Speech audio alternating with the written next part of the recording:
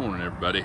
I was out to feed the animals this morning, walking around the place, and got out here in the pecan orchard with the dogs for a few minutes. And I remembered something happened when I was a kid. My grandpa had a farm over right on the river, and we got up one morning, and Grandpa said, "Come on, boy, get in the truck with me. I got something special we got to do this weekend." Well, we rode out to the very back of the place, and he had a spot down there along the fence row, and he walked up to about a 7-foot little old pecan tree and said, I got special plans for this one. He said, I'm gonna move it.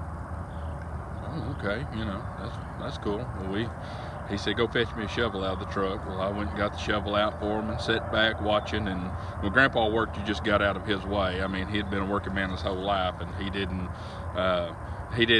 slack up when he worked. So the best thing I could do as a kid just get out of his way so I didn't get dirt slung on me.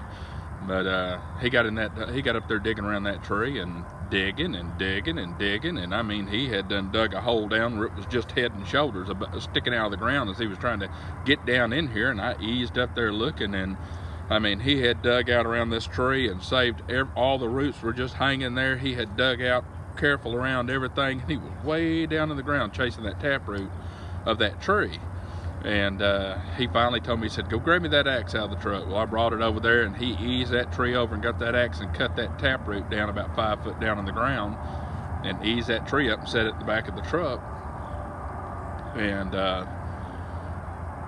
he said, all right, let's load up. Let's get back going again here. And we went back up to the truck, to the house, and ate some lunch and talked a little bit. And he said, I've been wanting to have me a pet tree I can have close to me and work with. Well, he got up there and went to outside the fence of the yard there, just out in the pasture, and he went to digging a hole as big as the one he dug digging that tree up, maybe a little bit bigger.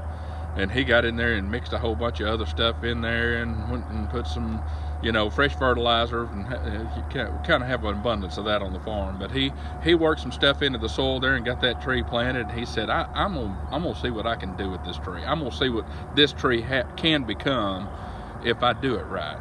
Well, he got up there, and every spring he would run nets in the cutoff lake when the river flooded, and he would catch enough fish with nets and trot lines to put back to eat off of all year long during the spring. Well, he got after that where every time he'd get done cleaning all the fish and putting them up in the freezer, he would take all the scraps and he'd go around that tree and he'd dig a trench about right at the drip line around that tree. And of course, every year as the tree grew, that drip line got bigger and bigger, and he would fill all the byproducts, all the leftovers when he cleaned them fish around that tree. And that tree just shot up. I mean, it just was unreal how fast that tree grew. It was giving everything it needed. Well, I was down at the farm a little while back, walking around in Grandma's old yard out there, and I really got to looking at that old pecan tree. And that tree's about probably 40, 50 years old now. Well, it's at least 40. And I can't reach my arms around that tree. That tree's as big around as some trees I've seen that are 70, 80 years old. And it's just probably 50 foot tall and just drops pecans. Even though the old yard and house place is all grown up, it still just drops a ton of pecans in that yard every year. And it was because of that special love that Grandpa gave it. And but in order for him to get it where he could work on it, he had to uproot that tree. He had to get that tree from where it was at. It was way at the back of the place where he couldn't do nothing. And he dug that tree up and moved it to a different spot. And he had to dig all around that tree. He had to cut it. I mean, it lost some of its roots in doing it. But he moved that tree to where he needed it to do what he needed to it. And what I felt this morning is as we're starting this new year, there's people out there that are hurting. There's people that don't understand why the things that are happening to them are happening.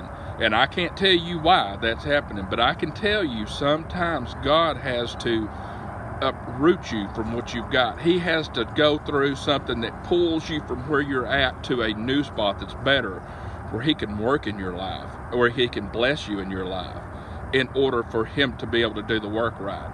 We set root in the wrong places sometimes. Sometimes we get locked in with people that we shouldn't. Sometimes we get in places that we shouldn't. We get in ruts in life that we shouldn't. But it all boils down to the simple fact that God has always got a plan in your life, and He knows what's best for you. And sometimes the trials of this world hurt, and I mean, they hurt a lot. But those trials are teaching us to become closer to Him. It's pulling us to Him. He moves us to a place, not just physically, but spiritually. And it's up to us to be able to listen to God and understand and keep faith in what He's got. It's a process. This is why we call it our daily walk. He's working in you. He's getting you to a spot of brokenness and humbleness that you can reach to Him. So this morning, as we start this new year, just remember, no matter what's going on, no matter how far you've gone or what life's brought to you, God's working in your life. God has blessings waiting on you. God has things in store for you, and you just have to accept the process and accept that sometimes life's going to hurt. Sometimes there's going to be trials out there that do us, that we feel that we're physically offended because it's so hard sometimes. But if you'll keep your faith, you will endure. I just want to share that with you this morning. My grandpa always had a knack for growing things, and our Lord does too. He knows just what you need. He just knows just when to give it to you. It might not seem like it at the time, but hold faith, my friend. He's got special things in store for you. And another little footnote, a couple of years after Grandpa moved that old little tree up there to the yard and it got established, then he grafted it. And then he made it into this beautiful paper shell that put pecans out 3 or 4 times bigger than what it would ever produce before. So you have to accept the process. We have to surrender our faith to Him and let Him have the reins of our lives. And we do it by keeping our eyes on Jesus and what He did for us at Calvary, because that's our secret to redemption, my friends. But hold strong. Keep the faith. I love you, and God bless.